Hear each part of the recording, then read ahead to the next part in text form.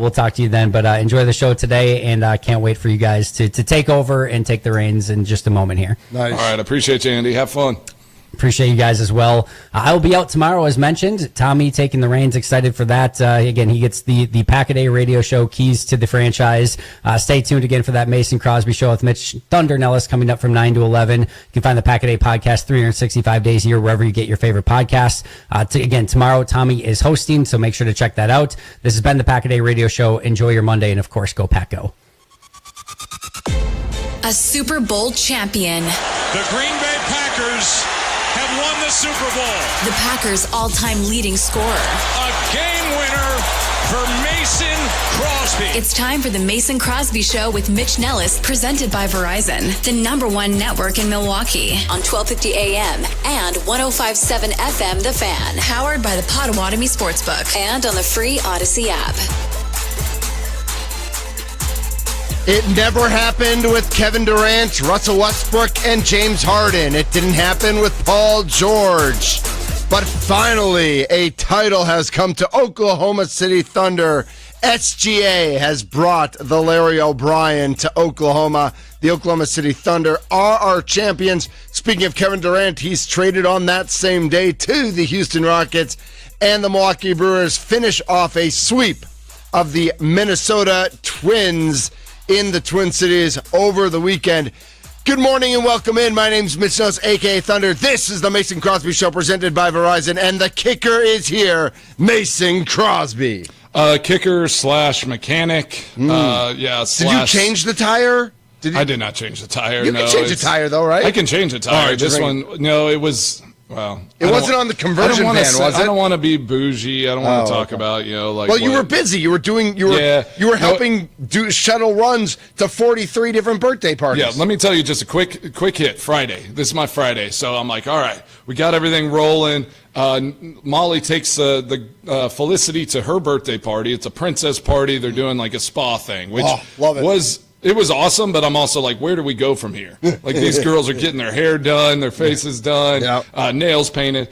So I'm like, all right, I'm going to be a few minutes late, jump in our Tesla, and I get about, a quarter mile down the road, and tire's flat. Okay. And so luckily, though, I was able to turn around, get it back to the house, jump in the Suburban, so then I get on the app, I do all this stuff. I'm like, all right, I got to get this thing in. Get in the Suburban, take it, everything's fine. Go to the party, go back to start my car. Suburban doesn't even start. Dead. Like, just dead. Dead as a doorknob. So yeah, so I'm in need of maybe we need an auto sponsor. I need something, need somebody to help me out here, but yeah, so next morning I'm feeling good. I go up, my neighbor drives me. We go to Costco, get the get a new battery. I'm like, it's just the battery. Battery's dead. Yeah. Put the battery in. Car starts up. Drive it for the rest of the day. I go to drop my daughter off at Sleepaway Camp, about 40 minutes from here. And, yeah, and I literally get her all set up, get in my car, click, nothing happening. And I'm like, oh my gosh. And, one of the guys comes up and is like, I got to jump for you, like being nice, but it's like, can I help you out? Like, you're just this city guy. Yeah. And I'm like, yeah, go for it. It's not going to work because I've already done this on Friday. Yeah. And it's obviously something more than the battery. So he's like, no, trust me. Hit click. And I'm like, yep, doesn't work. Yeah, thanks for trying. Like, we're not going to get it done. So I leave the Suburban. Here's a funny side note. All the people that have moved down to Tennessee from Green Bay. So Chris Gizzy, former Packer and linebacker? Linebacker and strength coach for a long time there with the Packers. Live here in Franklin. So our daughters are actually doing this sleepaway camp together. Oh, yeah. So his wife is there. To Crosby, Gizzy, mess around. So she gives me a ride back to the other birthday party for Christine at Chuck E. Cheese, which... Yeah, so it was wild. Didn't get to experience all the birthday parties, but I do know a little bit more about my vehicles. I'm working on it, and this morning the Suburban's getting towed and getting hopefully fixed, and got my tire replaced, and all is right in the world. I just took a deep breath.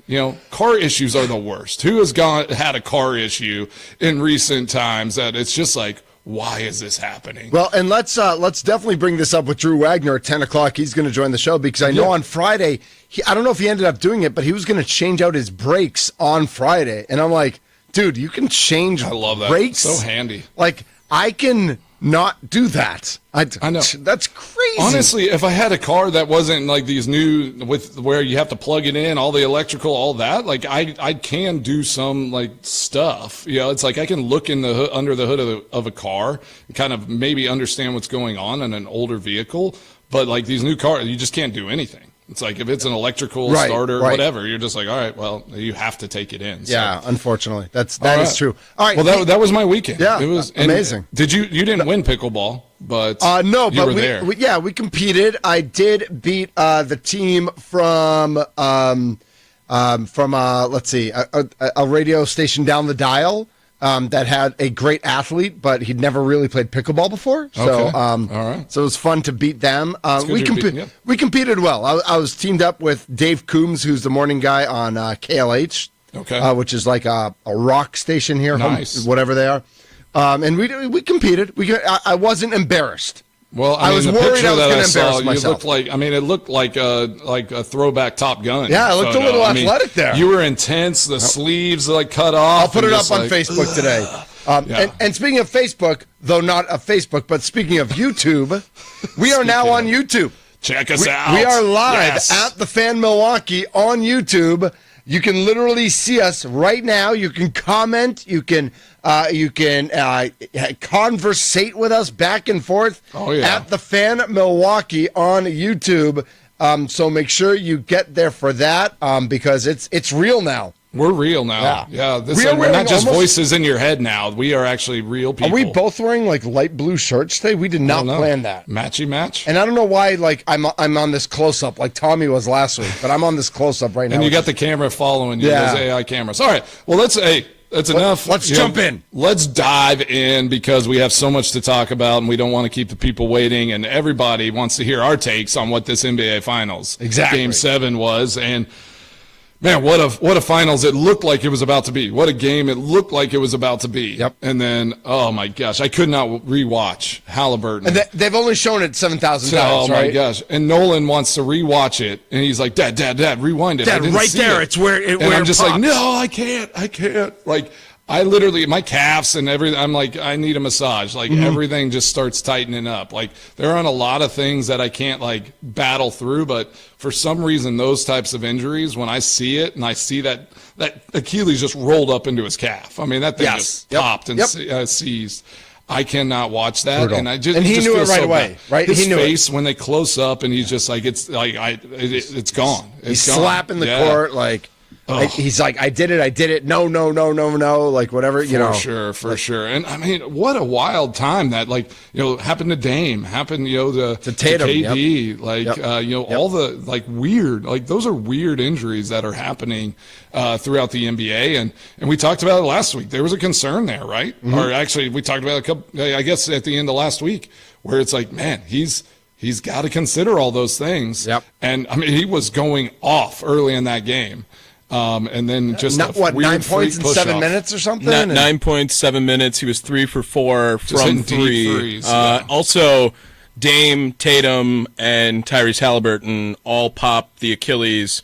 All wear number 0. Tough day for number 0 as well. True, actually. Yeah, kind of weird, right? Dante DiVincenzo, you better not play hoops today. You got to reban that thing. Mm-hmm, yeah. That is weird.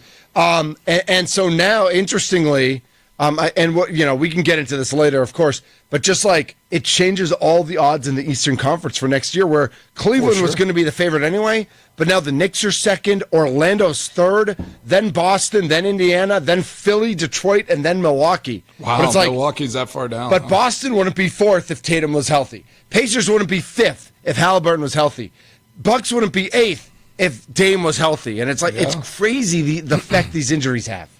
I mean, it's a serious one. It's like if Halliburton ends that series, he's just like, strained calf or like whatever's going on. He recovers, he's going to be fine. But now we're looking at, can he even get back? Right? Does he miss the whole season? I mean, does he miss most of the season? I would think, like, whenever you look at it now, 9 to 10 months. Yeah, I mean, he's he could come back in April? I mean, Right, it's like, right. which is kind of wild to think about. Yeah, that's a significant, and you've seen guys like you just might not be the same coming back from an Achilles injury. Yeah, sometimes it takes a whole nother Luckily year. he's young enough, but Right. But let's get back to the game itself. NBA Finals Game 7 last night. Pacers, even with the injury to Halliburton in the first half, Pacers lead at the half. yeah. And the first few minutes of the second half looked like they were going to hang. And then Oklahoma City just kind of goes nuts and buries a bunch of threes. And you could kind of see, like, the spirit of the Pacers taken away. Like, For sure. They fought so hard. And yes, when they got down by 22, they went on an 11-1 run. They cut it to 12. But you could just see, like, you only have so much to give, Mace. You really do. And it was just, I was impressed about, not that, the Thunder, it wasn't offensively, like the Thunder's defense, like what they were able to do defensively, and especially when Halliburton went out. It just felt like with missing that piece, OKC could just clamp down defensively and really put that pressure on the Pacers. McConnell tried to, do his thing. Like he's one of those guys where it's like, it's really good, or it's like, what is he doing? And it was like some of the layups and some of the stuff he was able to do was impressive, but he was trying to do too much. Right, he is not that guy. Right, he's a backup, and he was trying to play to a level above himself, but it's just like he can only do so much. Exactly. But like you honestly, I was most impressed with OKC's defense. We always talk SGA and his scoring prowess and like just what that team is.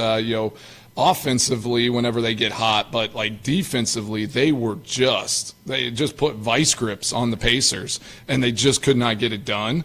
And I was really impressed with how they played defensively throughout that game. Especially in that second half. They were lockdown defense, really made it hard for the Pacers to do what they like to do, move the ball around. And the Pacers went into this spread out, like no like underneath presence, which I just didn't feel like that's like their type of game. They just were not getting OKC moving the way that they normally do. And that's either on the Pacers or that, again, is just how OKC was playing such a great defensive game. But and you mentioned the defense. The Pacers turned the ball over 21 times. It was ridiculous. McConnell had 7 of those, which is a huge number. He was reckless. And I think part of it is also, maybe he's not that guy, but also like Halliburton's 6'5" and can pass over guys and is a little more athletic. When TJ McConnell got trapped, he's short enough that like his pass is getting deflected every single time, if not outright stolen. Do you know when the game was over yesterday? When? It was this shot right here. Gilgeous Alexander almost turned it over. Rick Carlisle thought he did. Dort has to hoist one up, and he knocks it down! Lou Dort with a Hail Mary as the shot clock was expiring. That's when you knew that it was over. There was no way they were going to come back if that was going to be falling. And you brought up the turnover differential. Shea, as far as scoring, was really not that impressive during Game 7, in my opinion. He shot under 33% from the field the entire game, and obviously gets his free throws in there too. But he did not turn the ball over, and he knew that he was going to have to get other people involved. He had 1 turnover all game. He had 12 assists. 12 assists and 1 turnover. Yeah. The team had 7 turnovers. The team, and TJ McConnell had Seriously. 7 himself. No, I know. That was like, again, that's the difference. In the Pacers, though, I think throughout the whole playoffs and the season, that was kind of their MO, though. It's like they weren't afraid to turn the ball over. They were going to play high pace because they knew they were going to play swarming defense and try to get that ball back as quick as possible. But yeah, it just they could not overcome once Halliburton was out, once they just could not run the offense and do what they wanted to on the court. But something I want to talk about in the next segment, as we're getting closer to that, is kind of that player side of things. As we obviously are talking about, KD got traded, like the type of player SGA is, just like this unselfish leader. It's like he wasn't like, he does not it's not like other stars on other teams where it's like, all right, everyone clear out. I'm just going to I'm going to do everything. I mean, 12 assists. Like he is unselfish. He just does what it takes to get his team across the finish line and win games. So I've been super impressed with him. And I do think that this is a team, OKC, that is going to have a 4 to 5 year window here of real opportunity to go and compete for championships, and it all starts like their team just. Again, I probably watched them the least of any NBA team this year, just because they were so dominant, and it was just like I just didn't turn them on all the time. Right. But SGA, like watching him in this finals, just an unselfish leader, and that's rare right now in the NBA. Like that's rare in sports sometimes. But the way he goes about it, he elevates that team, and he does not do it with crazy amounts of flash. He's not trying to, look at me. It's just like I'm going to do what it takes, and I'm going to lift this trophy at the end of the day. Awesome. Let's get into that when we come back. What an athlete like SGA means to his team, what he means to the NBA. I think we also want to touch on the celebration at the end of the game, or lack thereof, because I think that plays exactly into what you're talking about, Mason. Yep. NBA Finals Game 7. Oklahoma City Thunder 103, Pacers 91. The Thunder win by 12. If you took the Thunder and the under, you did pretty well on that one. I was telling everybody to take the under all series long. I think it either went 5-2 or 6-1. Nice. I'm not sure, but the unders were definitely the Good play. defensive teams. Maybe 5-2. I think they went over twice. Austin Herdina, we threw in the Thunder on the points in the parlay yesterday on the leadoff show. Another plus 400 hit yesterday, so you can just be winning. You guys he's winning some money you guys are every just time. silly. It's him. Yeah. I don't do anything. It's all him. That's the leadoff show, of course. And if you want to listen to the leadoff show today, it is a special 90-minute edition because first pitch for the Brewers and Pirates is at 6:40. So 5 to 6:30 tonight, it's Tommy with the leadoff show, and Austin Herdina just throwing out winners from the Potawatomi Sportsbook. That is very, very cool. So we want to talk about SGA, about the Thunder specifically. We want to talk about the Kevin Durant trade, how Kevin Durant found out about the trade. I don't know if you saw that, Mason, but that was pretty interesting. And just some news and notes around the NBA as well. He's Mason Crosby. I'm Mitch Nelles. We are now on YouTube at The Fan Milwaukee. Find us on YouTube. Of course, you can always find us on Twitter and on Facebook at The Fan Milwaukee. Mason's at Crosby Kicks 2. I'm at Thunder MKE. This is The Mason Crosby Show, presented by Verizon, the #1 network in Milwaukee. We're live. Want to get the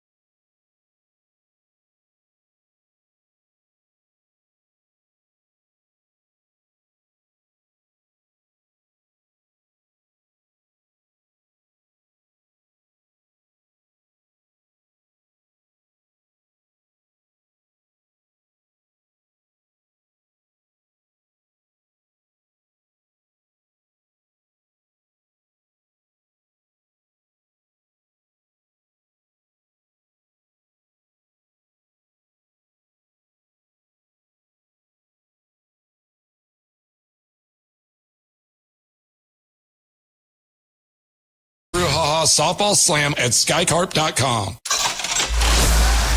Broadcasting live from the Fan Studios, powered by the Potawatomi Sportsbook. It's the Mason Crosby Show with Mitch Nelles, presented by Verizon, the #1 network in Milwaukee, on 1250 AM and 105.7 FM. The Fan.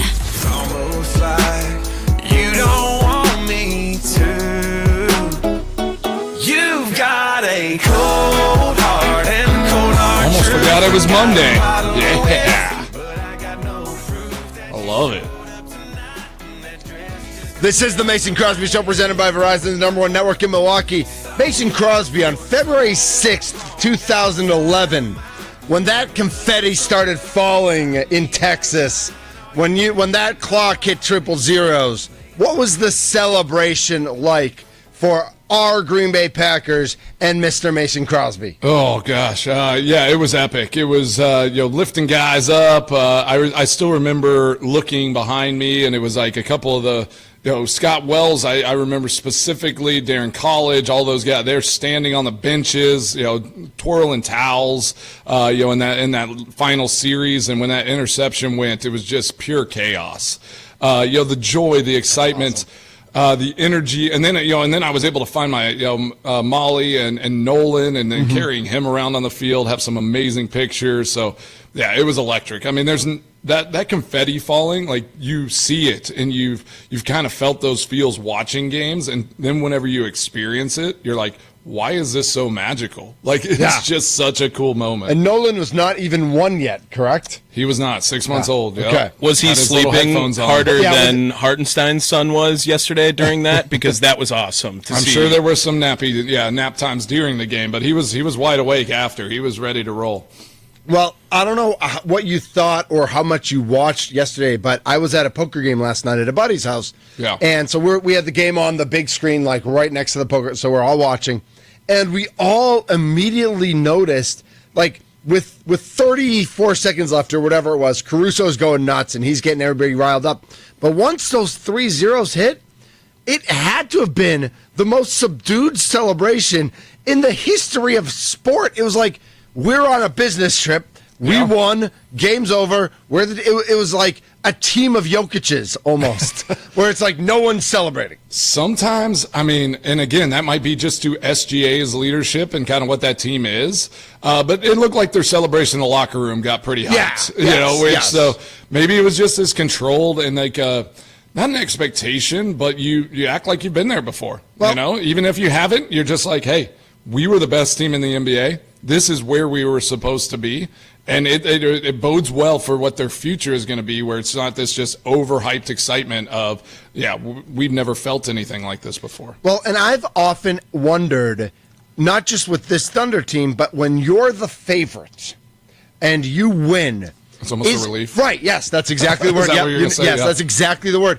Is there sometimes that sense of relief first, and then you can celebrate? But at first, it's just like, oh my gosh, like I can finally breathe, because we were supposed to sweep this series. We were supposed to blow them out. We were one of the biggest favorites of all time. We've been favored in all 7 games, and that sense of relief. I like that. That's probably another, you hit it right on the nose, just like thinking of it in that perspective. Probably exactly what happened. Mm-hmm. These guys are young. They've never, they hadn't been in that situation before. Like they haven't, won or lost those games. Right. I feel like some of that, you feel some of that as well. But yeah, it must have just been kind of, sometimes those celebrations and how the crowd reacts and how it like feels, it almost sucks the breath out of you. Yeah. Right. Yeah. And I still remember that kick I had in 2016 in Dallas. Like my reaction was that of relief. Like, oh man, my gosh, I gotta make this. Yep. Thank goodness. Like you can kind of almost breathe, but you like lost your breath for a moment. And what I thought was funny too is like these guys, like some of the guys on the team are so young, they maybe have never, like they were having trouble getting the champagne bottles open. Yeah, they don't know. There were people helping them and like stuff, and it's like I love all of that, and And that's something, though, that I love watching those celebrations. NFL, we don't get to celebrate like that. Like, we don't get to put the goggles on and do the champagne pop like that. That looks like a good time. Somewhat dangerous at times, but it looks like a fun time. I like that. It probably is. And those corks flying. Well, the corks flying and just getting the champagne in your eyes. Like, if you don't have the goggles on. Exactly. I mean, we've heard lots of stories of, like, and we've seen it, like, in baseball, because a lot of teams will do it after every series.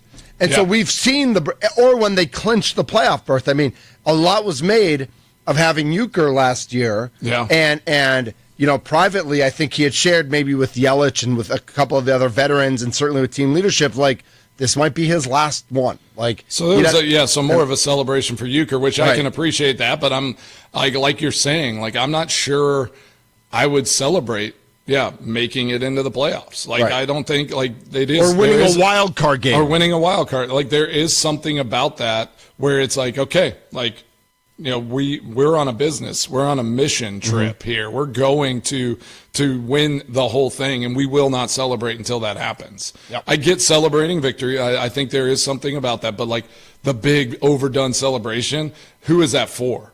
And you kind of lose some of that. Every time you celebrate there is a down. There's like a letdown from it after. Yeah, so there has to be. Yeah. I will. Yeah, I mean, I will say, like, I think leadership. You I like think saving the right it. things. Just save it. Sometimes that hurts, though, because Right. we saved it up after the winning a Super Bowl. We didn't get another one, and it's like maybe that celebration's still inside. I'm just still waiting to have that next moment. Once all the cars are fixed in the Crosby fleet, I think you could pop some champagne. Oh, yeah. Just like Celebrate healthy cars. Celebrate those small moments. And birthday parties. Just keep that perspective in place, for sure. This is the Mason Crosby Show, presented by Verizon, the #1 network in Milwaukee. The Nicolay Law Fan Talking text line, 414-677-1250, 414-677-1250. Your thoughts on the Thunder winning the NBA Finals. They win in 7. Your thoughts on Halliburton's injury, following up Jason Tatum's and Dame Lillard's injury as well. And just like it does. We were talking about this last night also at the poker game. Like, it's interesting, like, at the poker game, like, you find out what's on people's minds. Yeah, like, because people immediately started talking about how the East is wide open next year. And it's like, I mean, it literally, the NBA Finals ended last night, and people are already talking about, like, well, the Pacers just won the East. The Celtics won the title last year. Yep. The Bucks are always in it, and all 3 of them are impacted by true catastrophic injuries to stars on their teams. The East is like, if I'm But do you not just think the Cavs are going to be dominant again? I mean, they might be dominant in the regular season, but I'm not sure that, I'm not sure. Yeah. And I wonder, like, now, do the Knicks make even another move? Does Orlando, who just got Desmond Bane, did they make another move? A team like Philadelphia, who was horrible this year, if Embiid and Paul George and Maxey all come back healthy, and they have the #3 pick, and they have the favorite for last year's Rookie of the Year, Jared McCain, before he got hurt, like, all of a sudden, Philadelphia could be in this conversation. It is wide open. Yeah, going to be competitive, going to be good. And so do the Bucks make it? But, like, if you're the Bucks, do you try to figure out a way to get, like, to not have this gap year, but to get involved in this, knowing that Boston and Indy are down for the count potentially? Like, can you work yourself back into it?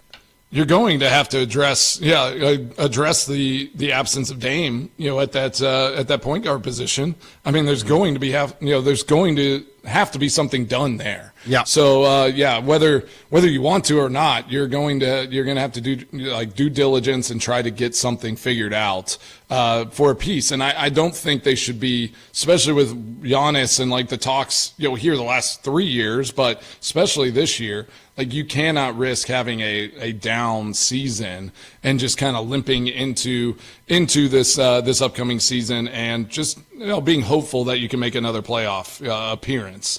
Like, I do think they have a window here where they need to try to establish, whether it's a young guy or an up and coming a player that they think and they're very high on.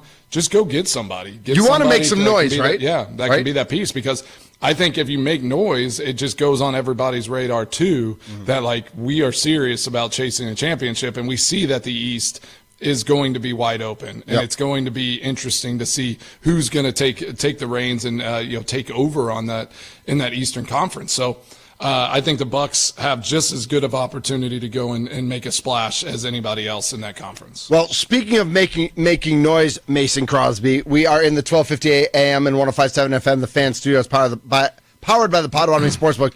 We already mentioned Tom Brady won the Fanatics thing yesterday, but at the Fanatics event yesterday in New York, Kevin Durant is on the stage in the middle of an interview when the interviewee says, oh, and like the whole crowd starts buzzing because everybody gets these updates on their phone. And so like the interviewer says, by the way, you've just been traded. And he's like, oh, where? Nuts, to the Houston. And it was, I think it was confirmed before yesterday that it was either going to be Houston or Miami. Like those are the final two. I think there was a third team at some point involved, but it came down to those two. And Miami wouldn't give up the assets that Phoenix had asked for. So changing, Houston finished second in the West this year, but obviously had no playoff experience. For sure. Right? I mean, they got rolled by the Warriors before Steph got hurt. Yep. And, well, all of a sudden, that not just playoff experience, but one of the great half-court scorers of all time, and that's where they really struggled in the playoffs. Yep. And that changes the whole West. Now, the West has like 6 teams now that could probably win the title if the Thunder weren't so good. But this does change. Houston was already in the conversation. They're now this is serious. So you think, and I know whenever I sent that out, Tommy's kind of ageism, but he said, isn't KD just old?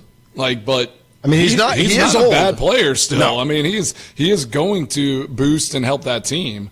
And I don't know, the whole time will tell what the trade package ends up being for the Suns, which way it's better, right? If KD doesn't play well, then it's all right, the Suns made a smart move. And if Jalen Green becomes a superstar exactly.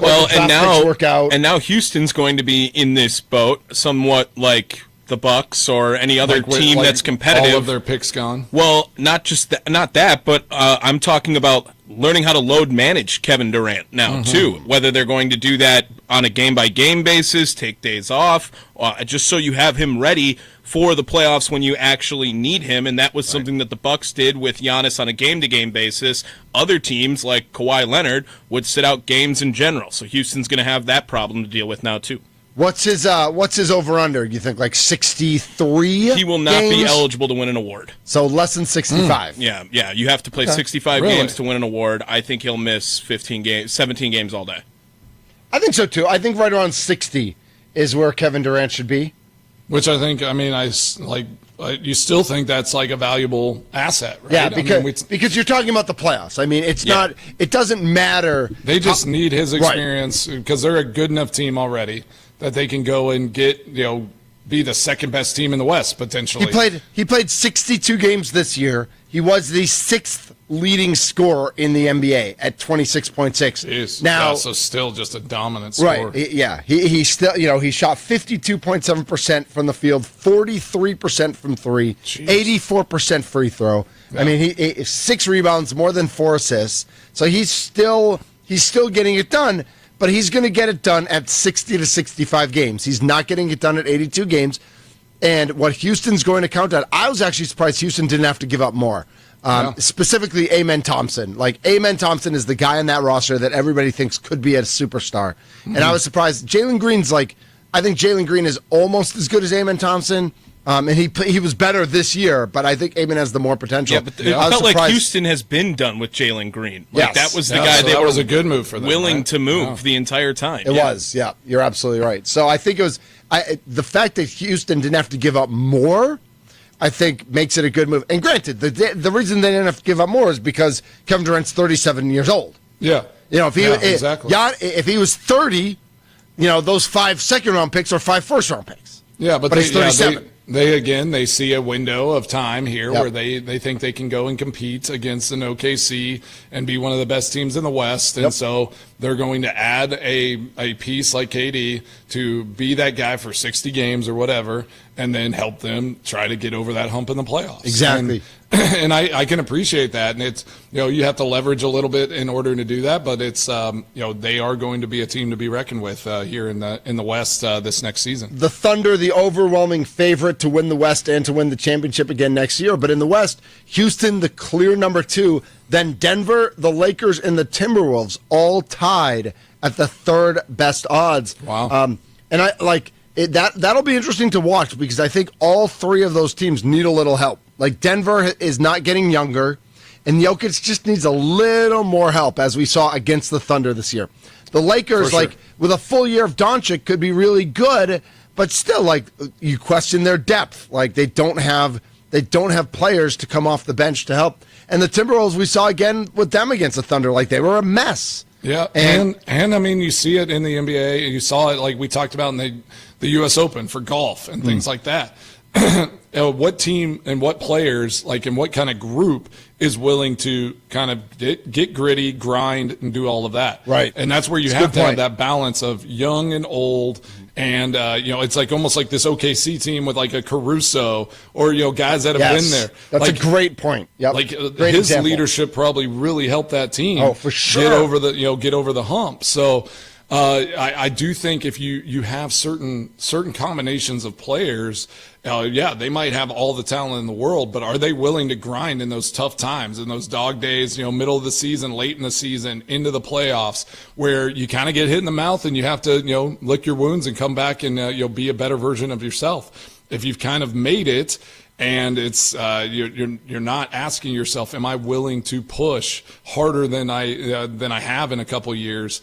Those just might, like the Lakers are that team that I look at where it's are they willing to get gritty and grind? Right. To take that, the step to now be the dominant force in the West again. Would LeBron James have gotten a bigger trade package than Kevin Durant? I say yes, just because of his.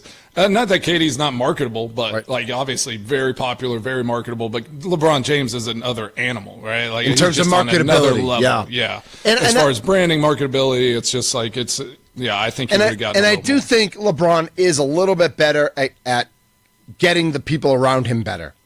Like Kevin Durant, 40 though. Right? I know Kevin Durant is a supreme scorer. He does his thing, right? Right. Yeah. I think LeBron brings more to the team and just knows more about winning. I know Kevin Durant has 2 rings, but he was part of the Warriors super team. They weren't his champion. Kind of in the yeah. It's oddly enough, he's maybe at this point too more of a role player as a star. It's he does his thing. He's going to get his points. He's a great shooter. Is going to be tough to defend. But he's not just going to bring everybody up around him to make that team better. He couldn't go into a team that doesn't have other superstars or other that's not a good team and elevate them. Mason, basically like the Suns, right? Yeah. I mean, Mason, can you do you remember when you were 3 months old when LeBron was born? Do you guys think? Do you and LeBron get together and be like, man, remember when we were babies hanging out together? Yeah, I mean, I wish him happy birthday every year, but I haven't heard back from him. It's I'm just waiting for that awesome birthday present. I can't wait for 41-year-olds. LeBron to make a tweet about what about Bob, because that's gonna just hit like crap one day. It is for sure. Did you know? I just found out a couple of weeks ago, LeBron and Steph Curry were born in the same hospital. Did you guys know this? Yeah, they're both from Akron. Well, I wouldn't say Steph's from Akron. His dad spent 1 year on the Cavs. So he was just born in Akron. Ohio claims Steph Curry, I promise you. Yes, which they should not. Exactly. North Carolina should claim because he spent a lot more time when his dad was on the Charlotte Hornets. I think Akron is trying to. I mean, listen, if you're born there, it's like Milwaukee claims Oprah, right? Exactly. Is Oprah from Milwaukee? No, she went to Nicolay for a semester. Great. I was doing that rundown the other day. I was looking all right, Wisconsin celebrity list. Yeah. And it was interesting. Some of the one that are claimed Who that. the Oprah and what was it? Guy from Why am I Harrison Ford? Oh, I don't know if really? he was Harrison- born here, but he lived here. He actually did some of his acting studying in Ripon, I believe. Really? Yeah. Okay. Yeah, some All like, right. improv stuff in The Ripon. Hollywood of Wisconsin, Yeah. some say. I'm sure. yes. I'm sure Tommy's done some improv in Ripon. You know, No, it never, feels like never, some- never No? gone that far north. Oh, There's no. great Okay. cookies in Ripon. Ripon cookies. Ripon cookies They are. sounds like Yeah. Anyone from Ripon, have they run into Yeah. Harrison Ford? Does he come back and visit? 414-677-1250 is the Nicolay Law Fan Talking text line. Let us know if you run into Harrison Ford in Ripon. You shoot us a text right now on the text line. I love that. You know who I'm trying to get? I'm trying to get in contact with Tony Shalhoub for the old Yeah. softball game. that'd be Because great. That's he's Molly's. It oddly enough, might be Molly's favorite actor. So, Really? Yeah, and I've told Oh, you yeah, that we've story. had that when we one, met yeah. him, Yeah. Big Monk guys. Yes. Yeah. I think Big I monk. think Harrison Ford was Mama Thunder's favorite actor. Like and she's not even like a huge Star Wars or Raiders of the Lost Ark fan, but she just always liked Harrison Ford. Whatever. Oh, well, nice. Yeah, good for you, Mom. Good for you. Yeah, this is the Mason Crosby Show presented by Verizon, the #1 network in Milwaukee. Tommy Wirch is here. I'm Mitch Nelles, a.k.a. Thunder. I'm here as well. We're gonna finish up our NBA conversation. Maybe talk a little bit about how some of the things we learned from the finals here could apply to the NFL and maybe our Green Bay Packers. I know Andy mentioned that what would the Halliburton injury be like if Jordan Love got hurt in the NFC Championship game but was well enough to play in the Super Bowl but then had a catastrophic injury? Have you and Mason, think about this. I don't want you to answer yet. We'll do it on the other side. Did you ever play with anybody who you knew was hurt and could go on the field, maybe should have taken the game off, but then did end up making it worse? So I want to get that reaction from you when we come back. Drew Wagner, 10 o'clock.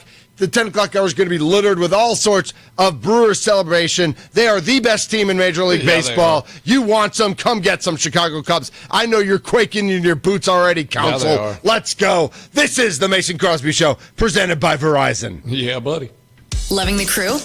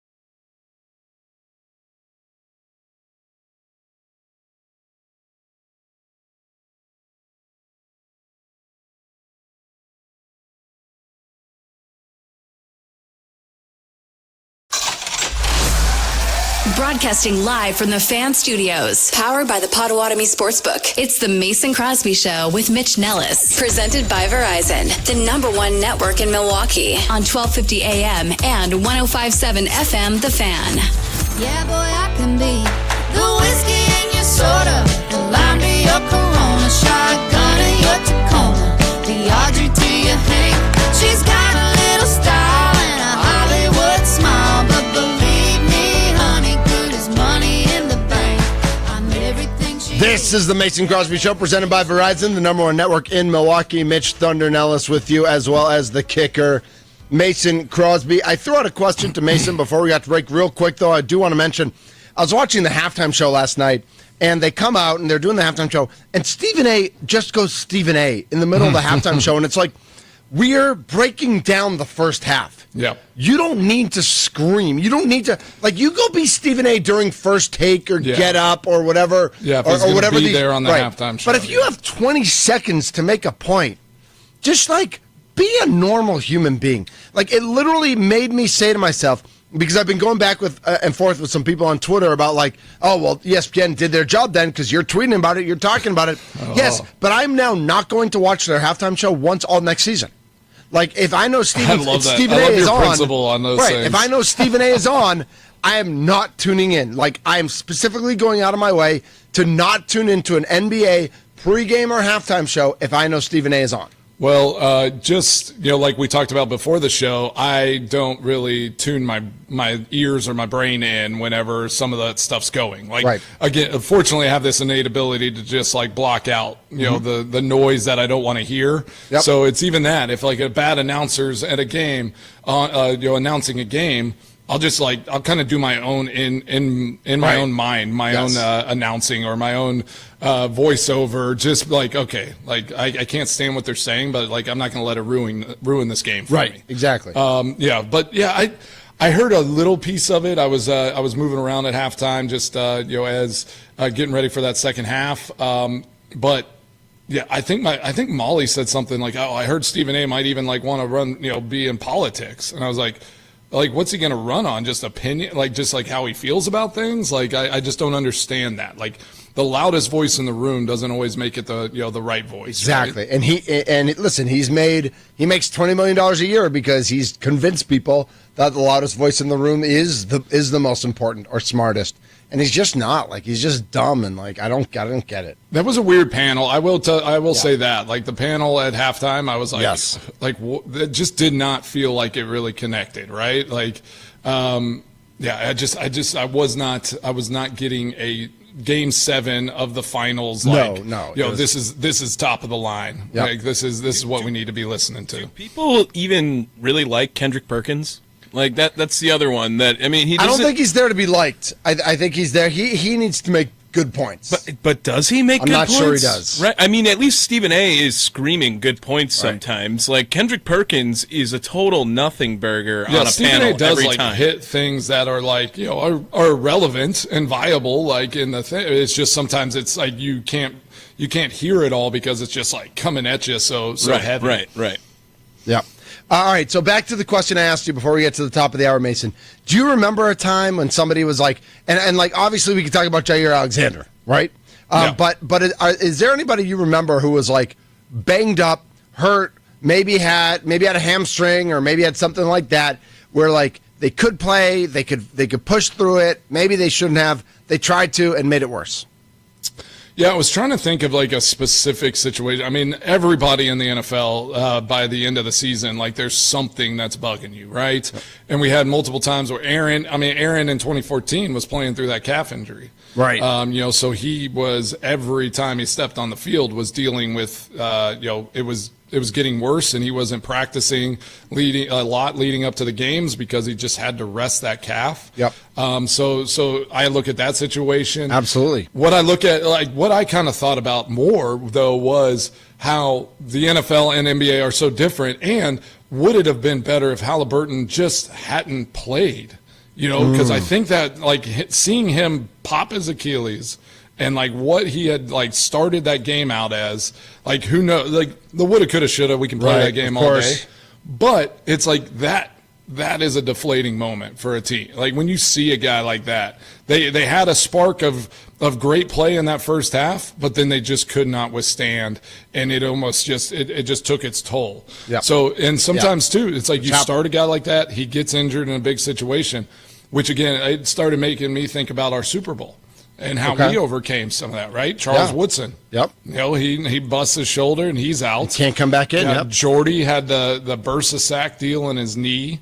Like we were getting guys banged up left and right, and so whenever you look back at that and what that season was in general, like it was right. Like 16 guys on the injured list, whatever it was. Yep. Like you look at that and you just it's like the fact that we were able to grit through and grind. But I said that in the previous segment, right? We were young and dumb enough, had a combo of really young players and veteran guys like Woodson and some of the guys on the offensive line, and like just a good balance in there that got us through all of that tough stuff. Nice. If And you need that balance. And you talked about Alex Caruso last segment. Like exactly. He was that guy for this year's Thunder. Just a steadying force. Even when Woodson got hurt, he was just a steadying force in the locker room and just said, like, hey, don't worry about this. Like, let's go out there. Let's take a deep breath and let's get this thing done, right?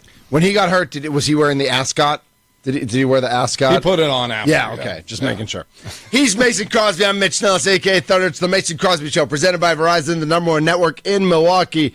The Milwaukee Brewers handle business in Minnesota, in the Twin Cities over the weekend.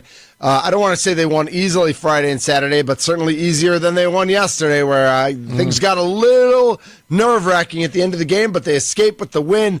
The sweep, they finished 9-6 over those 15 games. Remember, one got rained out in Chicago, but we'll take 9-6 in those, especially with that sweep over Minnesota. Now come home for 3 against Pittsburgh and 3 against the Rockies. Drew Wagner from Forbes Sports, our Milwaukee baseball insider, will join us coming up here on the Mason Crosby Show. Yeah, buddy. Let's get Drew. Join NBA stars Dwayne Wade and Travis Diener on the links or at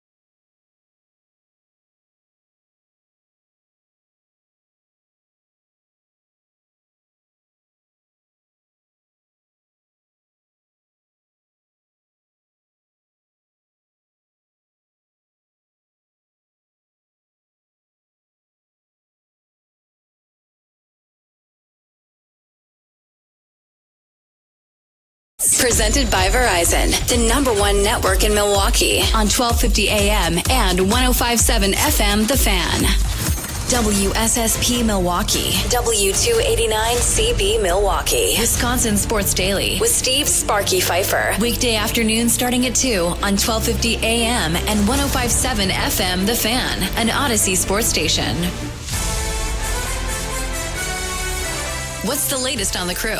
Let's go inside the clubhouse with Drew Wagner of Forbes Sports on the Mason Crosby Show with Mitch Thunder Nelles. Brought to you by Verizon, the #1 network in Milwaukee on 1250 AM and 105.7 FM The Fan. Inside the clubhouse is brought to you by Focus Baseball, because fundamental development starts with focus. Find them at focusbaseball.com. This is the Mason Crosby Show presented by Verizon. My name is Mitch Nelles, a.k.a. Thunder. They are clearly the greatest baseball team in the history of the state of Minnesota. They are the Milwaukee Brewers. Hey, when you walk in and sleep, you get to make that claim, right? I think so. Especially with how they did it. I mean, that was the first 2 games. It was ugly. How cool would it have been if McGill had just taken a Brewers flag and planted it on the mound after the game yesterday? You want to see that Ohio State Michigan? I do. I'm here for it. All right. Joining us now, Forbes Sports Brewers reporter, our Milwaukee baseball insider, Drew Wagner. Good morning, Drew. Good morning.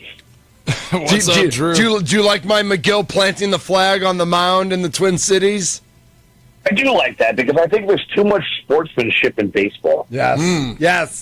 Let's go. I agree. Yeah. You want to see them? You want to see some fights? I want Dodgers Padres every night. Just fight. I love it. Just nonstop fights. Let's go. Yeah, I like that. It was too much. There's too much courtesy in baseball, and I'm not here for it. I'm not here for it. Well, I mean, just like we're saying, I mean, with all the games, they're just I just don't know if I have the energy to fight somebody today. I got to play again tomorrow. If I fight someone today, do I have to fight them every day for the rest of the series? How does that work? I think that's probably got to be in their mind. I could get into a fight every day. I can go to a bar and throw down every day of the week. Let's go. Tommy, are you Drew's wingman for that? I feel like that's a Tommy Drew mess around. I will say this, that if it means that there's a fight in game 1 and there has to be a fight every single game, that would only help baseball. Right? All right. Exactly. We talked about that, and the Fanatics saying pros versus Joes, the old gladiator stuff. Mm-hmm. I do think if you fight in game 1 of a series, you just have to get up before the game, go to the pitcher's mound, and have fisticuffs right from the very beginning, and just see what happens. And you get an extra run. Whoever wins gets to start the game with an extra run. Let's just make it real gimmicky and crazy. I like that. I also like that there's no manufactured handshake lines in baseball. None of that crap after a game good game, which only exists for people to analyze and decide who snubbed who. I like that.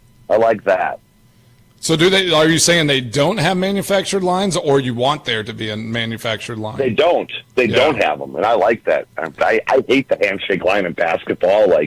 The only time it really works is in hockey playoffs. But other than that, let's stop with the appearance of sportsmanship for sportsmanship's sake.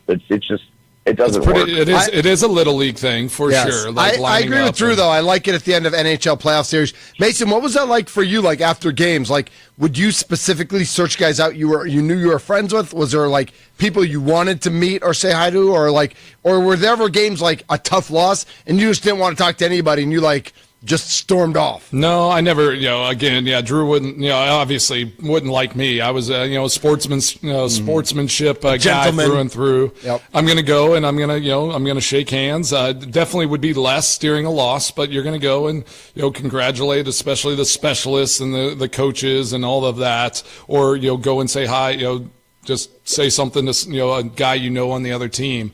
But NFL is you see it, the benches just go, it almost looks like you're running to each other in a battle, and then everyone just stops and kind of meshes. If you look at it from above, it probably looks like a Braveheart scene where they're all riding into each other. But yeah, you just go and shake hands and do your thing. But yeah, I'm not one to. I want to hold my head high, and I want to look at somebody, especially if you think you might be playing them again, and you're just like, all right, we're going to get you next time. Like, don't worry. There's something petty to that too, Drew. I'm petty. I'm shallow and petty. All right, so Drew would chase someone down. If he wins, he'd be like chasing them and make sure, like, hey, mocking we them. beat you. Yep. Yeah, like chase them into the tunnel. It'd be amazing. All right, so Drew, the Brewers get the sweep in Minnesota. What were is Mizorowski just everything right now, or what else? What else should we? Is there anything else to talk about with the Brewers besides Mizorowski? I mean, they put together a complete series in every aspect of the game. You know, they had some issues yesterday with the bullpen, but McGill comes in, locks it down with a 4-out save. They played probably their best baseball of the season in these last 4 games. You know, they're doing what they have to do. They're crushing the ball. The offense is clicking. The starting pitching is great. Yeah, they had some issues with Priester yesterday. He kind of put a clunker out there for the first time, but man, it was fun to watch. And now, I mean, all eyes are on Wednesday, right? You know, Skeens and Mizorowski, that's must-see TV. It's a bummer it's a day game, but it's going to be fun. Yeah, everyone's looking forward to that. And like that was going to be my first question. Like, what happened in the middle of that bullpen yesterday? It just kind of looked like it was getting away from them, but says a lot about this team, you know, where they don't score any runs after the 5th inning. You know, kind of started looking like they were going to lay an egg towards the end, but then kind of clamped down and obviously didn't allow any runs there in the 9th to close it out. So, yeah, just talk about kind of what that means for this team as far as, you know, we talked about that in earlier segments, like being willing to grit and grind, and like even in the middle of a season has to speak volumes for what this team is building towards. Yeah, they're looking sharper. And DL Hall yesterday was not his best. His numbers been misleading because he's been successful, but his stuff hasn't been terrific. You know, some of the peripherals haven't been there, so maybe he's just getting a little tired right now, and because he hasn't pitched very much at the big league level. Still adjusting to a slightly different role. That could have something to do with it. Plus, you were facing a Twins offense that, let's face it, it's pretty good. They've been slumping for a bunch this year, but they're a pretty good offense. They got 2 hot hitters in right now that are doing some good work, and they chipped away. But, yeah, you know, McGill gutting up, coming out there, getting out of that 8th inning jam, coming back, slamming the door in the 9th. I mean, that was emphatic. That was icing on the cake. Yeah, I love that. And, yeah, the juice that it brought. So we got Drew Wagner, Forbes Sports, inside the Brewers clubhouse on the Mason Crosby Show, as he is every Monday and Thursday at 10 o'clock. And we're talking, you know, obviously the Twins series, you know, to be able to go out there and sweep a team like that. You know, they're, again, not having a great year, but they're a tough team, and they're a team that if we had gotten 2 out of 3, I think we would all been really pumped. This Brewers team has won 18. They're 18-7 in their last 25 games. Like, they have to be one of the hottest teams in baseball and one of the more exciting teams to watch on a day-in, day-out basis. Yeah, they've got the best record in baseball over the last month, and they're getting hot at the right time because the schedule is really in their favor now. You've got a week against 2 last-place teams. Then I think you go out and you face the Mets. Then you go down to Miami and face the Marlins. That lines up pretty good. Meanwhile, the Cubs are facing the Cardinals twice. They're facing, I believe, Cleveland in there at some point. So you close the gap to 3.5 games now going into this week. You can do some damage. You can really, really tighten this race up over the next couple of weeks if you keep playing the same kind of baseball that you played over the last month. Yeah, exactly. So, you know, my looking at their schedule here, I mean, coming on this homestand, Pirates and then the Rockies coming in. I mean, what do you think are realistic expectations? Because you're going to be the realistic guy in this conversation, Drew. Because I'm just like, I mean, if they don't go, you know, if they don't win all 6, right, like, I feel like that's a fail. So, what is a realistic number? Looking at kind of pitching matchups, like how this thing's going to line up going into these next 6 games at home. Just worry about winning series. That's what it comes down to. I mean, it's simple. I mean, yeah, it'd be nice to go out there and two. I think 4-2 really is really realistic and really doable. Anything more than that is gravy. If you get a sweep of one of them, terrific. Finish this stretch 4-2, you're in really good shape. Doesn't matter where the 4 come from. Doesn't matter where the 2 come from. But you go 4-2 in this stretch. Hope that the Cubs stumble a little bit in there somewhere. I think that's a really successful week. Drew Wagner, Forbes.com, joining us on the Mason Crosby Show, presented by Verizon, the #1 network in Milwaukee.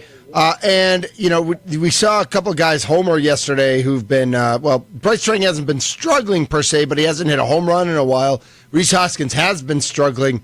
The offense scored a ton of runs in Minnesota. Do you expect this offense to now perk up now that there's warm weather and the ball flies a little bit better? Like, can this offense match what the pitching staff has done? I think so. I mean, they have the ability. We've been waiting to see it all year. And yeah, you're right. Like, I've said this on the leadoff show early on. The ball, when it gets hot like it is today, it's going to be miserable at that ballpark today. Miller Park turns into a bandbox. Balls are going to be flying out of there left and right. I think that bodes well for the Brewers. I think that bodes well for their offense because they're putting good swings on balls now. They're having better success. And that home cooking, man, that plays a role. That plays a role. The Brewers are 10th in Major League Baseball in runs scored right now. Like, I know we've talked a lot about their offense, and when they score 4 runs, you know, they're 74-3. But they're I mean, the offense to this point hasn't struggled. I know it's come in bunches where they get, you know, they get shut out twice in a series against the Padres, and then they score 9 in multiple games against the Twins. But overall, the offense, I don't think has been as bad as we think it has been. It hasn't so much been bad; it's just been inconsistent, and that's the problem. You know, like you said, you get shut out for a couple of games. You eke out 1 or 2 here and there, and then you go out and you blow up for 8, 9, and 20. It's come in bunches. They need to do it on a more consistent basis, and once they're able to start figuring that out, as they have over the last couple of weeks, then I think you're going to see those numbers start to improve. Nice. Drew Wagner here on the Mason Crosby Show, our Brewers insider. Let's just dive a little deeper because we have this game tonight against Pittsburgh. On the mound they got Ashcraft. Yeah, he's a reliever, so it's a bullpen game for Pittsburgh. Interesting. Right? And then something, obviously this Brewers team has been fantastic, but talk about Chad Patrick and kind of some of the expectations. He's getting the start, 3-7 record, ERA, but a good ERA, 3.5, 3.5. Yeah. So like, what's your feeling on him? And what do you think? Are we going to see any moves in that bullpen? Here as guys are getting healthy or moving around. Like, is this bullpen pretty much solid here for the rest of the summer? I mean, I think there's going to be no doubt that if anything happens between now and the deadline, they're obviously going to go out there and add more relief arms. I mean, they do that every single year. That's just modus operandi for them. So for the most part, who your guys are in the back end. Uribe's pretty much your setup guy. McGill's going to be your closer. Mears, Uribe, and McGill and Koenig are your 4 leverage guys. It's a little complicated because you have some of the longer arms in there, and you're still trying to figure out a role for them. But I would assume there's going to be some sort of addition to that bullpen at some point. Someone's going to have to get moved out of the rotation when Brandon Woodruff comes back. As for Chad Patrick, he's just been consistently good. Now he's taken on the chin a little bit a couple of times his last few outings. Maybe you chalk some of that up to guys getting a bigger book on him and knowing more of what he's trying to do. But it all comes with making adjustments, and he's always been very poised out there. He's always met the moment. He's never looked like he's a rookie out there. I think he'll be fine. I don't think he's going anywhere. What I like about Chad Patrick, especially happening this week, is you're right, Drew. He's struggled with the last 2 starts. Against Atlanta, he got knocked around a little bit, but had a career high with 8 strikeouts, I think. And then against the Cubs, he really had just that one bad pitch to what's his name for a 3-run homer. But I do like that. Like, he's got 2 home starts now. He's pitching the first game against Pittsburgh. He'll pitch the last game against the Rockies. Like, it's kind of nice to get healthy against some weaker opponents, isn't it? Yeah, it is. But at the same time, you can't take that for granted. Right. As fans, we can, but right. Chad Patrick still needs to show up and do his job. You're right. Exactly, and that's the big thing. And that's where it comes back to that, poise and professionalism that he showed. Mm-hmm. He knows at the end of the day that this is a chance for him to get back on the right track, but he's still going up and facing big league hitters who want to absolutely crush him and can absolutely crush him. He knows he has different ways to get guys out. He's going to have to trust in the game plan. He's going to have to trust in his stuff. He's going to have to trust in his catcher, and just go out there and do his job. And he's been very good at just doing that, just putting everything out of his head and going out there and doing that. I love that. Yeah, I love whenever a guy, even in struggle or different things where there's question marks on what's going on, just like you're talking about, being a pro, putting his head down, working hard, not letting all that noise affect him. That's so important. And I can't imagine, obviously it was so important in what I did and other professional sports, but in baseball, whenever you're playing so many games and you have to kind of keep checking in and you get faced, you're facing guys all the time, every few days. You just have to really have that mindset of, all right, I'm moving on to the next. I'm not letting that noise, kind of get into my brain. It's all about adjustments. And it's all about just sticking to it. You got to flush your at bats. If a guy goes up there and cranks you got to flush it and pound the mound and come back out and wait for the catcher to put down the sign and hit the glove. I mean, it's like a goldfish, a very quick memory out there. Exactly. I like that. I love that goldfish. Drew, you excited about the Thunder? Thunder NBA champions.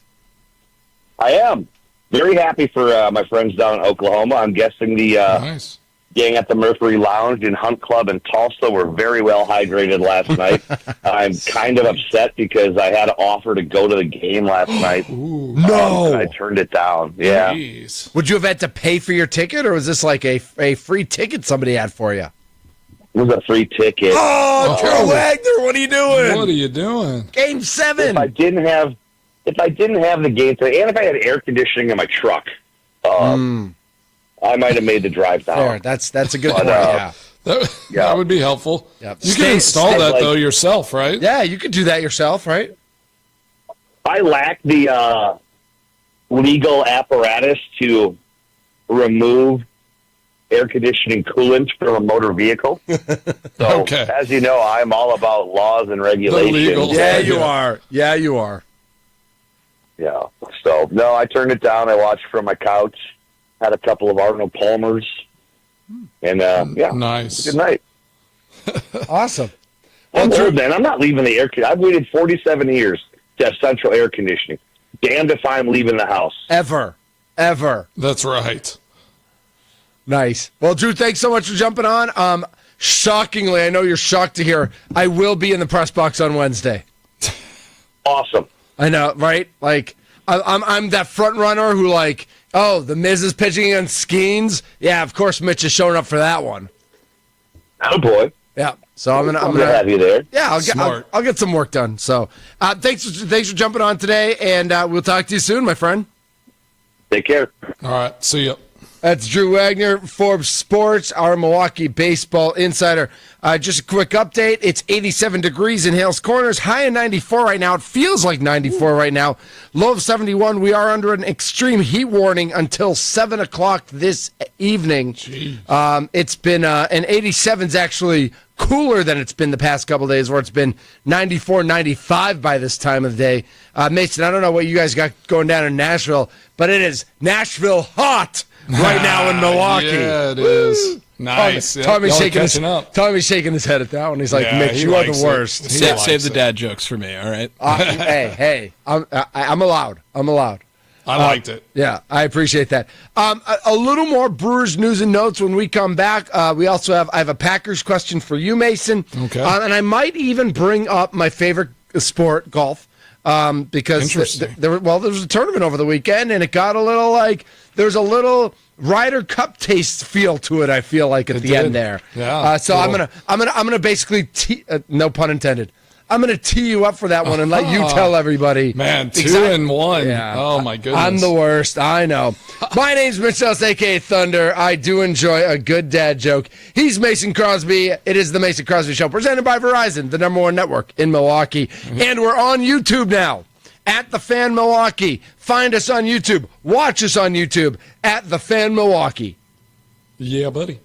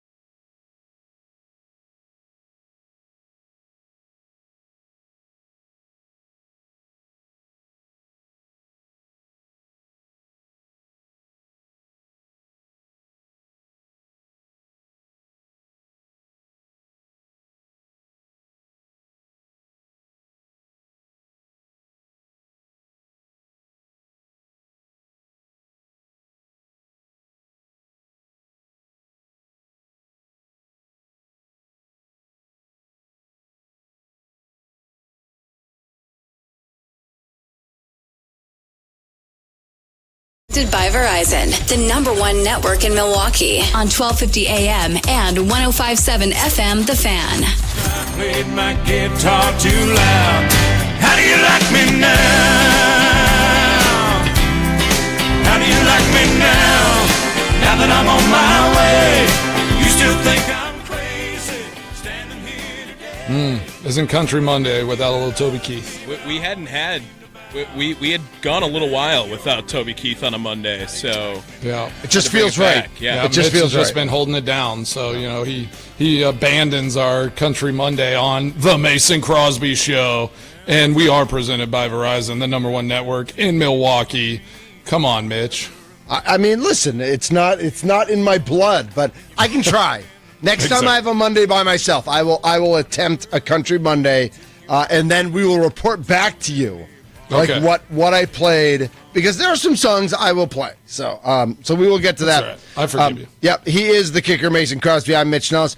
And we didn't bring it up with Drew, but the Miz, according to the betting odds, courtesy of our friends at the Potawatomi Sportsbook, Jacob Mizorowski is now the favorite to win the Rookie of the Year in the National League at plus 175. Oh, that's funny. I thought you were just saying that like tongue-in-cheek. Like, and literally, Tommy, like last week, was like, why don't we go to Potawatomi right now? Because it was still like plus 1,200. Plus 1,500. It was plus 1,500. And he was like, let's put $100 down on it. Told you we should have did that. And now it's plus 175. I'm crazy. We would have made some money. It was after his first start. I went and looked at the odds. It was plus 1,500. They were fourth best, according to the Potawatomi Sports. And then the day he was the day he was supposed to start, that got rained out in Chicago, he was already down to like plus 700 or plus 900 by then. And now he's at plus. Do you know who's second, by the way? Drake Baldwin? Madison, Wisconsin's own Drake Baldwin of the New York Mets? No, he's Brave. Brave, that's right. Okay, yep. Your Atlanta Braves. That's right. That is correct. So Mizorowski, like, that is crazy. He's had 2 starts. And Mason, it's like, so Friday night, we're at, we had dinner. I'm not a humble brag. We had dinner at the rabbi's house. Humble brag. Yeah, but it's like, we know 5 shutout innings, 5 no-hit innings, his first start. How do you follow that up? Yeah. 6 perfect innings against Minnesota Friday night. And the same thing that happened to him in his first start happened in his second start. The Brewers put up a huge crooked number, so he ends up sitting on the bench for like half an hour, and then he comes back in, he walks the guy and gives up a home run. So he's pitched 11 innings. He's given up 1 hit and 2 runs. Yeah, it's insane. It's unbelievable. Like, it's unheard He's of. Special. And hey, so I must I'm maybe not looking the right spot, but did they switch Miz and Skeens like the days they were pitching? Because no, I looked at it. Miz originally because of before the rain out, and then they weren't sure. So he was supposed to pitch tomorrow, right? Yeah, or they weren't sure, or after the rain out happened. And he pitched Friday. His normal day would be Wednesday, but they were wondering, would they give him an extra day off, just like they do that with rookies sometimes. Yeah, it's like they space out their starts a little bit. He's not a normal rookie, though. Right. Ooh, and I think they want this. I think they want this. This is going to have buzz throughout the Major League Baseball universe, not just in Milwaukee. So I'm excited. It's going to be awesome. All right, so the last time we met here on Friday, Scotty was crushing it. He was 8 under on Thursday. You jinxed him, by the way. Maybe I did. No. I mean, he still finished like tied. He came back yesterday, but he went like +1 on Saturday. Yeah, which was Saturday was no the day. bueno. So, take us into the whole what happened yesterday with the TPC in Connecticut and the golf, because it did get a little exciting in terms of guys who are pretty active on the Ryder Cup circuit. Well, yeah, obviously, yeah. Keegan Bradley and Tommy Fleetwood battling it out, and gosh, honestly, I like Tommy Fleetwood. Every time I hear him talk, he's never won, and he's too good of a player to never win. And he has I think he has they said something. I'm probably exaggerating because whenever it comes to this stat, you kind of want to exaggerate, but let's just say 50. He has 50 top 10s on the PGA Tour without ever getting a win. And he handled it so well because someone asked, he's like, hey, at least I have some number one. I'm number one in a bunch of things, but none of them are number one winning a tournament. So right. He was like, yeah, I guess I'll take those, even though they're not my favorite stats. And then worldwide, though, on the DP World Tour, which is the worldwide tour, not in the States, he's a dominant force there. Yeah. So he just has something, and it's so interesting how that happens. And it happens in sports all over, right? Mm-hmm. Where it's just there is something that he can't get over the hump and find a way to win on the PGA Tour. And he's always there. He's always in the hunt. He's been in the hunt a couple times in the U.S. Open, and just last day, just kind of slides a little bit. Doesn't play necessarily bad, but just doesn't hold off those guys that are chasing him. And Keegan Bradley, He was at home. He's a Connecticut guy. Right. It was that was like his like hometown. 20 minutes away from home, right? And he's played well. He's won there before, so he was always going to be chasing and in the hunt there, and had a hometown crowd rooting him on. So I can't complain. I'm not upset that Keegan Bradley ended up getting that W and finding a way. Tommy Fleetwood missed the putt there on 18. That was very makeable. Yep. How about Tommy Fleetwood right here? According to Google, at least, never won an event and still has won $29 million from the PGA Tour. Wow! I mean, never without winning. Yeah, because how many top 10 finishes does he have? I want that confirmed because I think it's a ton. And did you know that Keegan Bradley has more wins in the last year than any other American besides Scotty Scheffler? And here's the biggest joke, is that he was left off the Ryder Cup team. Right. Well, now they're right. And so that now was a big deal, but now he's a co-captain. He's a captain. Yeah. 42 top 10 finishes. 42. Gosh. That's crazy. I mean, that is crazy. Like, you got to think, with that many top 10s, like, I mean, you win. He should have at least 4 to 10 wins, you would think. Yeah. Bradley started the day 3 shots behind Fleetwood. He never led until he rolled in the birdie putt on 18. Oh, like so how that is I mean, it's like us against Detroit and 20. What was that? 20. Oh yeah, 19? The 2 walk-off field goals. Yeah, I remember that. Never led. Sure bring that up. Never led. Yep. Mm-hmm.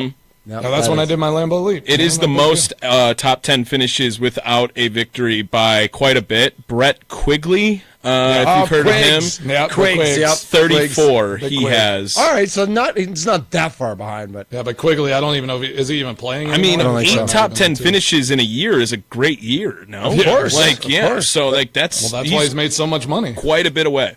Yeah. So now all attention goes to the Open, right? It's the Open Championship.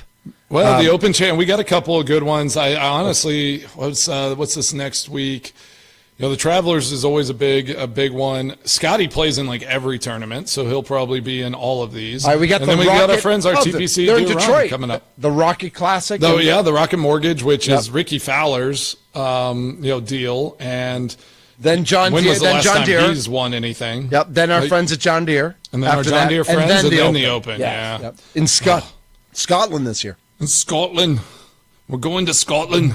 Robert McIntyre, not to be confused with Rory McIlroy, was the winner last year. Yes. So I actually think they're the same person, but they're probably not. Yeah, well, your name stuff sometimes. Yeah, anything with a Mick, you kind of maybe get confused. Hey, here's an interesting one. LPGA. Okay. Yeah. So LPGA just played the PGA Championship, or their LPGA Championship. Okay. On the course where I played the pro event. Yeah, they're in Frisco. Yep.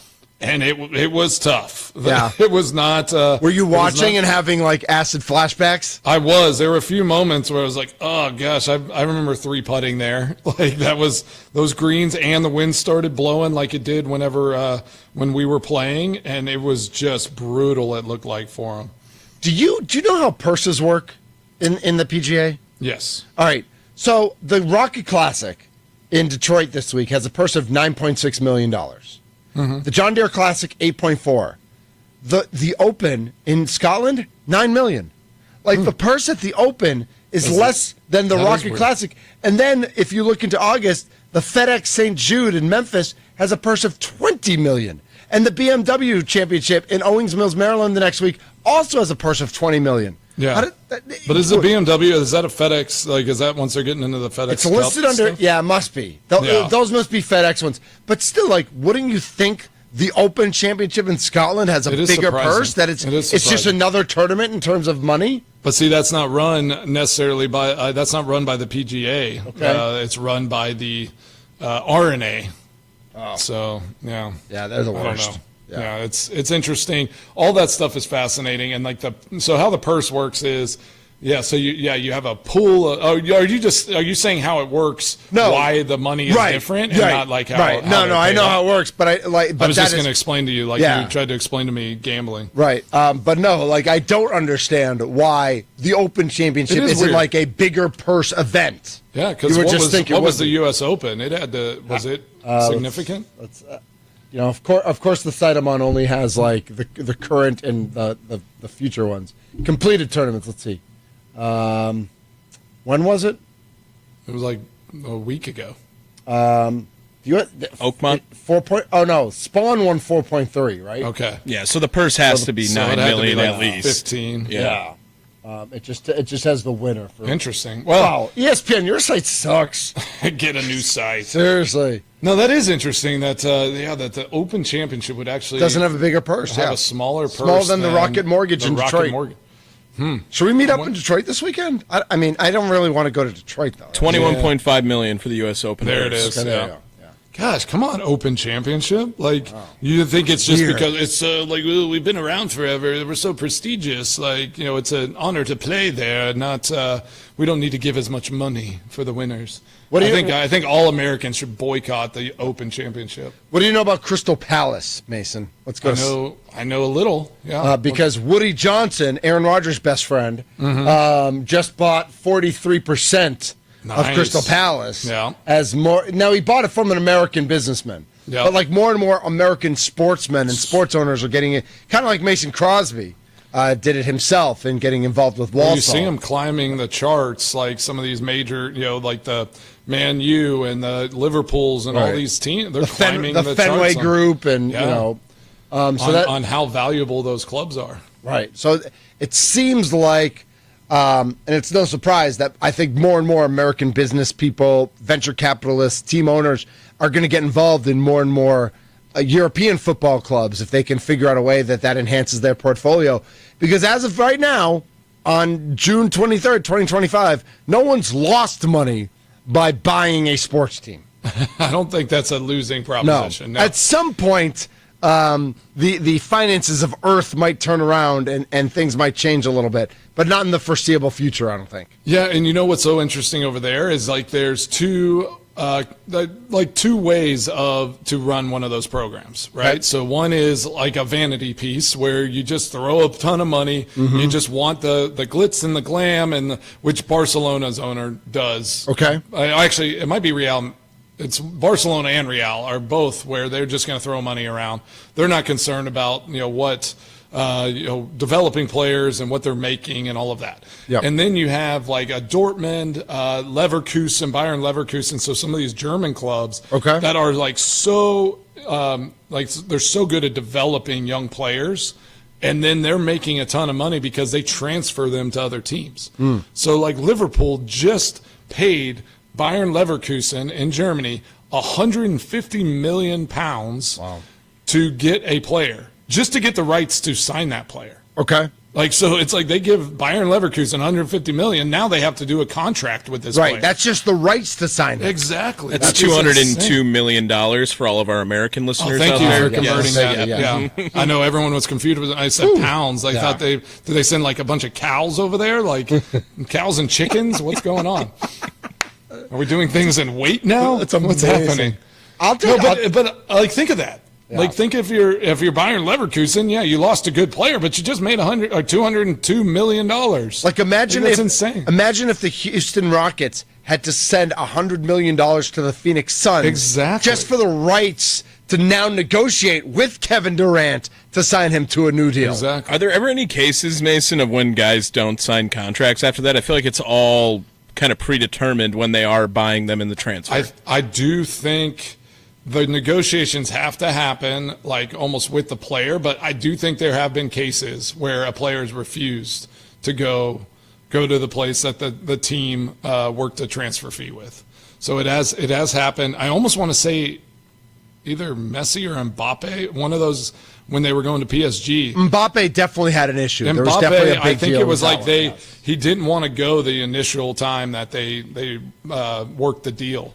And so it took it like the next year he ended up going, but it was not that first time that they made that offer and had that transfer fee negotiated pretty much. And he was just like, I'm not going to get a deal done. So, yeah, because if they don't get the deal done before the transfer window closes, then because I've played a lot of FIFA, so you can actually do that on FIFA, whenever you're playing Xbox. FC now. So I've had times where I've negotiated, and I'm like negotiating the contract with the player, and the time runs out, and then the transfer fee just doesn't exist, and now I'm Now I'm just having to create players to try to overcome. Nolan Crosby. Exactly. Dude is amazing Nolan's a on baller. Mason's fight. Nolan's a baller. Exactly. Do you play as Walsall in FIFA? Can you? Yeah, you should see my Walsall team. I mean, they are stacked. Is Tommy Wirtz the best defender of all time, or what? I have not, but I think I'm going to make a new Walsall team, and it's going to have all of us on there. Like Tommy just runs people over. Yeah, Tommy. Oh my gosh, yes! I can't wait to make Tommy's character. Be nice. Be nice. You're like Juggernaut. You can't even make them fat in that game, so it's not even going to be possible. I'm not. Wow, no one said anything about being fat. Right. Like no one You said know that. what Tommy reminds me of on the soccer pitch? Kind of like Prince Fielder, who hit 2 inside the park home runs.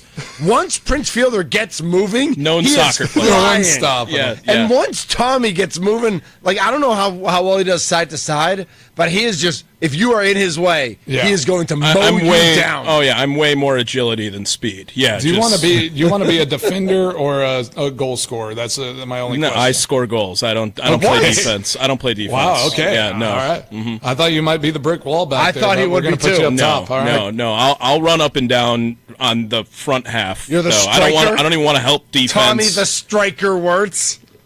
Defense is a little more work. Yeah, you got to kind of like play what someone else is doing. Offense, Read the you angles. can just control your tempo. Yeah. You can control what you want to do out there. I get that. I get that.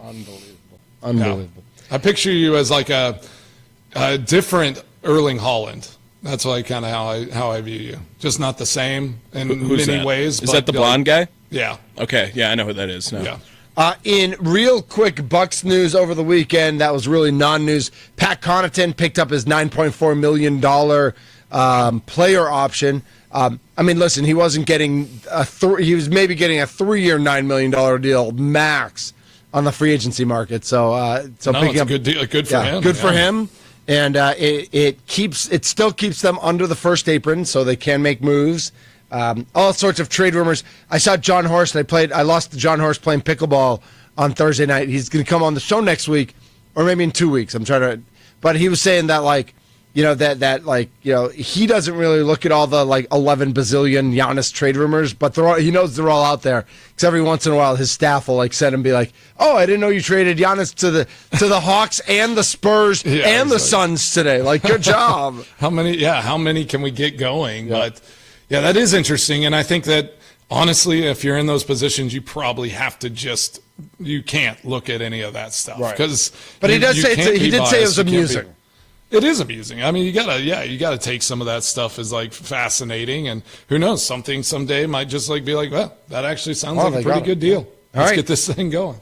Mason, I know you already shared your car trials and tribulations with us, but I'm guessing you got a few things in Mason's Extra Points that you got on your mind that you want to share with us today. I got a couple things swirling around, but let's unpack that after the break. And may I make a request? Ooh, I'd love to hear a quick comment on how the wine podcast went. Ooh, yeah, yes, a little I'm looking report. at it right now. Nice. So. All right. Is there leftover wine glasses, or did you guys take care of all that? No, it's all all been just making sure put away. I was in charge of cleanup after. Then you know, yeah. All right. Exactly. All right. So I want to hear a little bit about that as well. He is Mason Crosby. I'm Mitch Nelles, a.k.a. Thunder. We are the Mason Crosby Show, presented by Verizon, the #1 network in Milwaukee. Remember, Wade versus Diener's back for year 3. Join NBA stars Dwayne Wade and Travis Diener June 27th. That's this Friday night for the Champions for Literacy celebration. They make an impact in Milwaukee and at Marquette. Tickets are on sale. It's Wade vs. Diener, wadeversusdiener.givesmart.com. wadeversusdiener.givesmart.com. Get to Wade versus Diener back for year 3.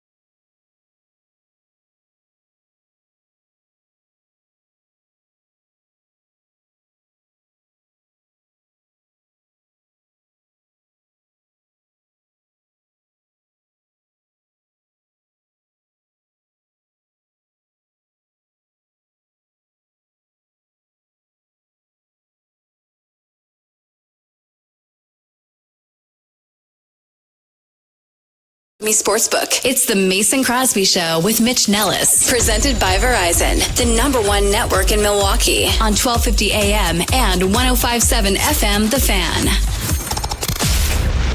I want to know what you're thinking. What's on Mason Crosby's mind today? It's time for Extra Points, powered by the Potawatomi Sportsbook on the Mason Crosby Show with Mitch Nelles on 1250 AM. Tell me what's on your mind. And 1057 FM The Fan.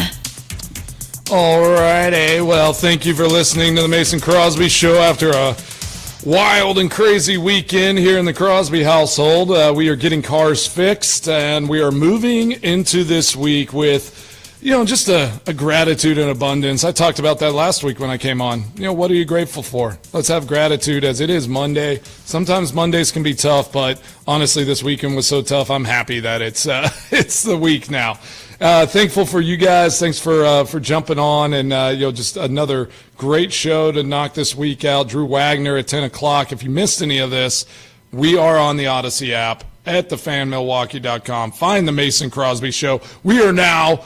Video is out on YouTube, so you can check us out. Something that is on my mind from the sports weekend, and it has something to do, and Mitch, I appreciate you bringing that up, was from the Travelers Championship, Keegan Bradley, Tommy Fleetwood, what the Ryder Cup's going to be looking like. So Keegan Bradley now is going to be a captain for the Ryder Cup team. And as of right now, he is not in the top 6 for instant, automatic qualification. So, my question to y'all, actually, and I'm kind of trying to think of it, is if he's not automatically qualified as a captain, do you think he votes for himself to play in this year's Ryder Cup? What would you do? I mean, I think the way he's playing, you kind of have to, right? He seems like a conscious, heady guy that wouldn't pick himself if he felt like he wasn't qualified. Right. I think, but I think the way he's played, he's earned it.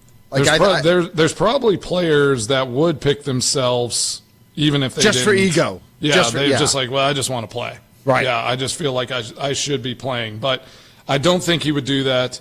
Right now, he's in 9th. He moved up 8 spots after this weekend.